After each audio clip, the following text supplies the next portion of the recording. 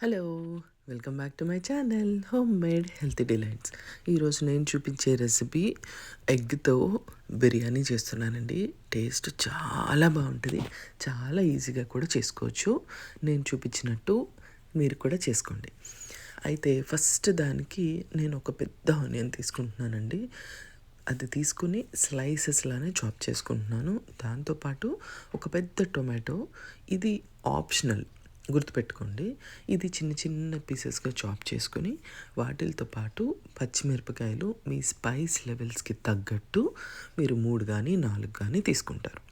ఆ తర్వాత నేను ఆల్రెడీ ఎగ్స్ని బాయిల్ చేసుకున్నానండి. స్టవ్ మీద నూనె పెట్టుకుని బాండీలో ఎగ్స్ ఫ్రై చేసుకోవడానికి పెట్టుకున్నాను.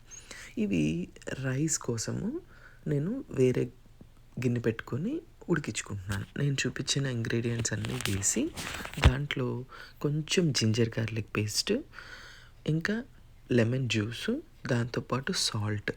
రైస్కి ఎక్కువ సాల్ట్ ఉండాలి. దాంతోపాటు నేను పుదీనా, కొత్తిమీర ఇవన్నీ కూడా వేసి నేను ఎప్పుడు హాట్ వాటర్ పోస్తానండి. వాటర్లో ఇవన్నీ వేసి బాయిల్ చేయను.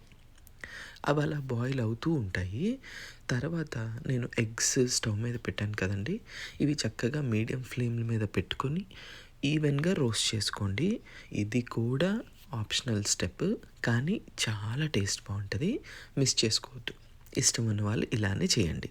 ఎగ్స్ పక్కకు పెట్టేసిన తర్వాత ఆల్రెడీ కట్ చేసి పెట్టుకున్న ఆనియన్స్ ఉంటాయి కదా, వీటిల్ని చక్కగా బ్రౌన్ కలర్ వచ్చేంత వరకు దీనికి సరిపడినంత ఉప్పు, పసుపు వేసేసి మంచిగా ఫ్రై అవ్వనివ్వండి బాగా.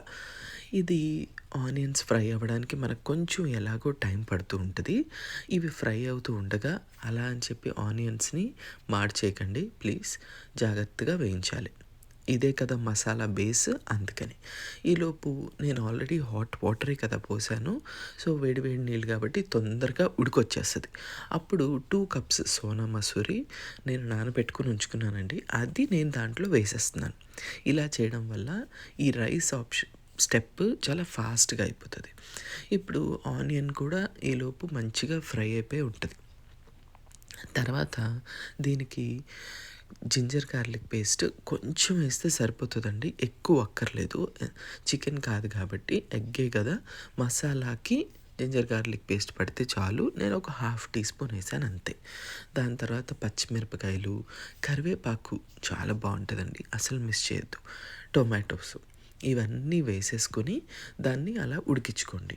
ఈలోపు మీరు రైస్ని కూడా చూసుకుంటూ ఉంటే అది మనం స్ట్రెయిన్ చేసుకోవాలి కదా, ఉడకబడితే తీసేసుకోవచ్చు అనమాట. ఈలోపు టొమాటో కూడా ఉడికిపోతూ ఉంటుంది. ఈ రెండు పక్క పక్కనే చేసుకోవాలండి. ఈ బిర్యానీ చాలా ఫాస్ట్గా అయిపోతుంది.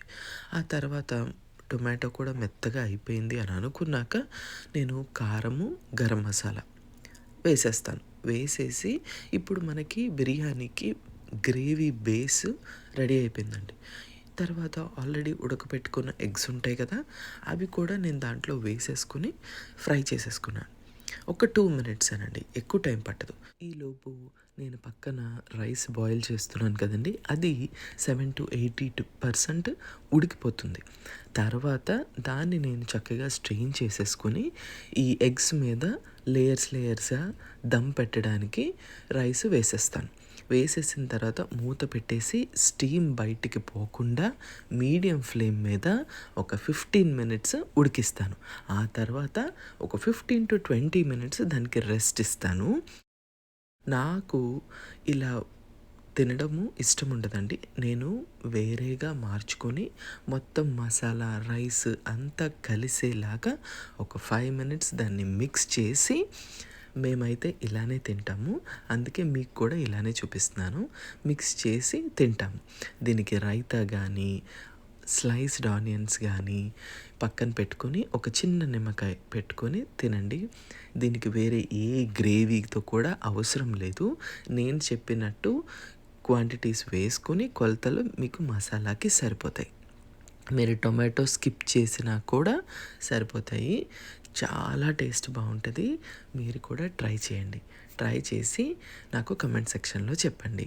లైక్ చేయండి, షేర్ చేయండి. Thank you so much for watching. Bye.